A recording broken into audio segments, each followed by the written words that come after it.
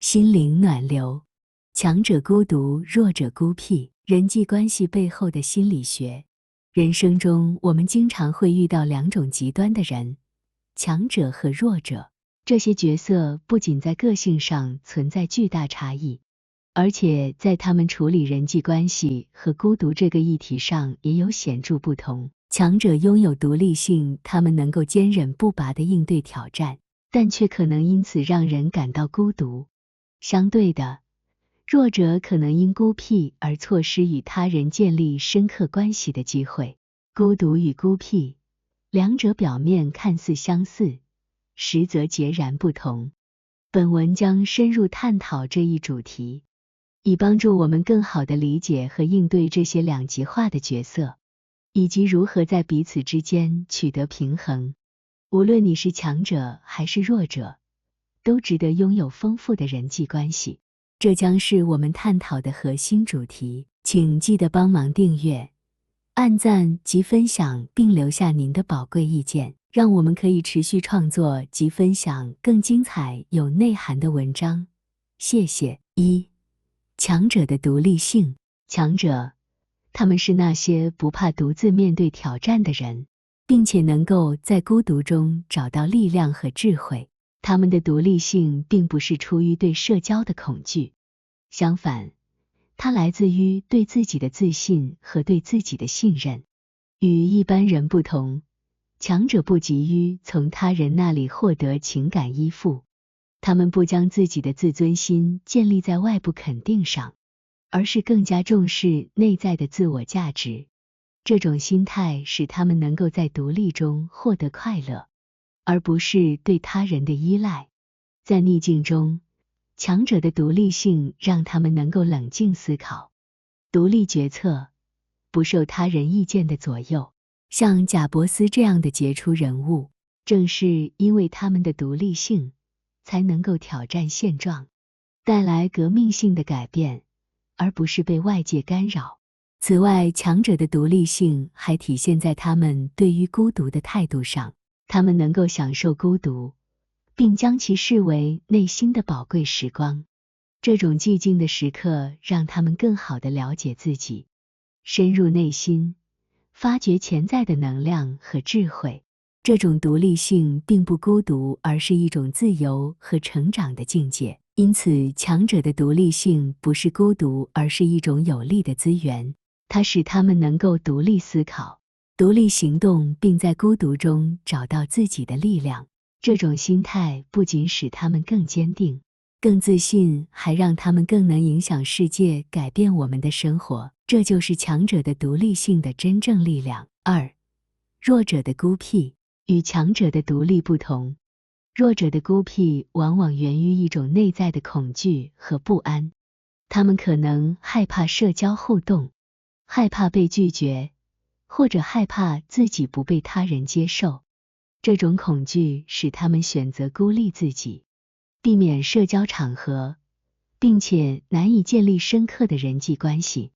弱者的孤僻通常表现为社交退缩和自我封闭，他们可能对社交场合感到不安，因此选择回避。这种退缩可能会导致他们与他人疏远，错失了建立人脉的机会。此外，弱者的孤僻也可能表现为消极的情感状态，如忧郁和焦虑。他们可能对自己的社交能力缺乏信心，这进一步加深了他们的孤僻。这种循环可能会使他们越来越孤立，感到越来越无助。弱者的孤僻往往限制了他们的成长和机会，他们错过了与他人学习、交流想法、建立合作关系的机会。这种孤僻也可能导致他们对生活失去信心，陷入情感困境。然而，值得注意的是，弱者的孤僻并不是绝对的，并且是可以克服的。通过自我认识、自信的培养以及主动参与社交活动，他们可以逐渐克服孤僻，建立积极的人际关系。这需要时间和努力，但这个转变可以带来更丰富的生活和更多的机会。所以，不要让孤僻成为你的限制，而应该努力克服它，让自己更强大。3. 孤独和孤僻的心理影响。孤独和孤僻对个人的心理健康有着深远的影响，但他们的心理效应却截然不同。强者的独立和弱者的孤僻带来的影响各有千秋。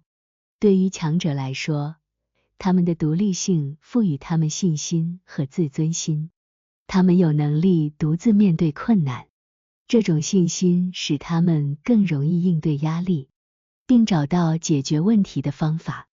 他们经常表现出擅长自我调节和自我管理，这使他们在各方面的生活中表现出色。相比之下，弱者的孤僻可能导致负面情感，如焦虑、忧郁和自卑感。他们可能感到孤独，缺乏支持系统，这增加了心理压力。他们对社交场合的恐惧也可能使他们错过了许多机会，这可能对自尊心造成严重损害。此外，孤僻还可能导致自我内省，甚至自我怀疑。弱者常常陷入对自己的否定性思维中，这进一步削弱了他们的信心。他们可能认为自己无法建立有意义的关系，这种想法可能让他们感到无助和绝望。总结来说，强者的独立性带来自信和积极的心理效应，而弱者的孤僻可能导致负面情感和自卑感。因此，我们应该明智地选择如何处理孤独，以实现心理健康和个人成长。学会保持独立，同时也要努力克服孤僻，建立更丰富的人际关系。4. 学习从强者那里汲取智慧。强者的独立性不仅使他们更能独立应对挑战，还使他们成为了非常有价值的智慧资源。他们的经验和洞察力是宝贵的资产，对于那些希望学习、成长和克服困难的人来说，是无价的财富。当我们学会从强者那里汲取智慧时，我们可以获益良多。首先，他们的独立性意味着他们通常能够提供实际的解决方案，这些解决方案经过验证，确实有效。他们的建议可能是解决问题的金钥，帮助我们更快地实现目标。此外，强者的心态和态度也对我们的成长有着积极的影响。他们通常充满积极性和毅力，这种态度是克服挑战的关键。当我们与他们互动时，我们可能会受到启发，变得更加坚定和有决心，这有助于我们克服困难，实现成功。不仅如此，从强者那里学习还有助于建立有意义的人际关系。当我们尊重并珍惜他们的智慧时，我们能够建立深刻的连接，这些连接可能持续一生。这种支持和导向可以在我们的个人和专业生活中提供无价的帮助。结论是，学习从强者那里汲取智慧是一种智慧的选择，他们的经验和洞察力是无价的，能够为我们的成长和成功提供宝贵的资源。与他们建立有意义的关系，并尊重他们的贡献，这样我们将能够继续学习，不断成长，并在人生的旅程中迎接更多挑战。